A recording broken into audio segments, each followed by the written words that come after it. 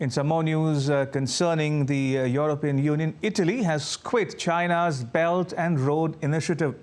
The BRI agreement between the two countries expires in March 2024, and Rome has said it will not be renewing the pact.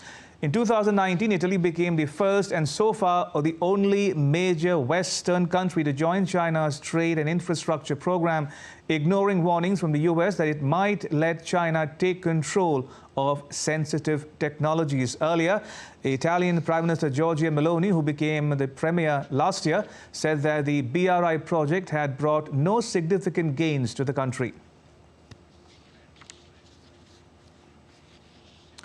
My colleague Andrew Wood joins us from Hong Kong for more on this developing story. Andrew, how and why did Italy quit China's Belt and Road Initiative?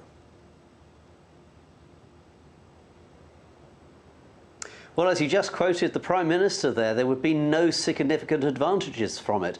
I mean, she'd campaigned before she became elected on leaving the Belt and Road Initiative.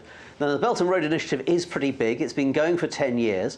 China has lent billions upon billions of dollars to mainly developing countries around the world to do things like build roads, rail lines, ports, airports, and so on.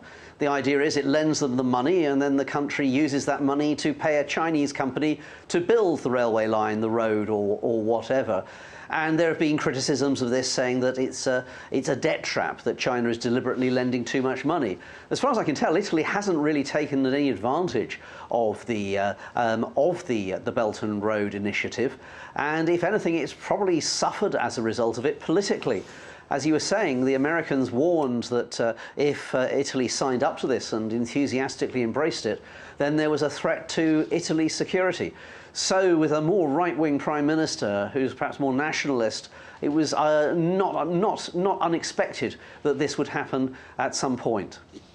Also, Andrew, will this move by Italy, which, by the way, and this will interest our viewers as well, it was the only G7 member state to sign up for the BRI in 2019, and Italy's decision comes just months before it takes over the presidency of G7 in 2024. How will this, or how might this impact or overshadow the EU-China summit taking place in Beijing today?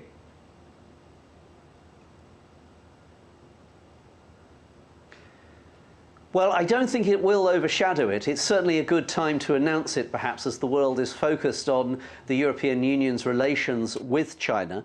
So far, from what we've seen from the summit that's taking place, we've had some comments from Ursula von der Leyen, the President of the European Commission, and also from President Xi Jinping himself.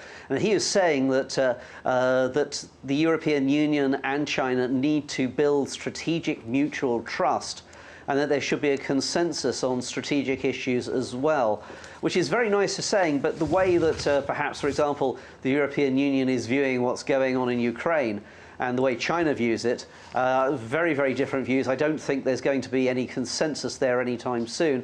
And I think that in this respect, Italy's decision and the announcement over the past day or so is not, I was going to say, it's not going to overshadow the summit, but it certainly is an indication of how, a symptom of how China and the European Union's relationship can be difficult.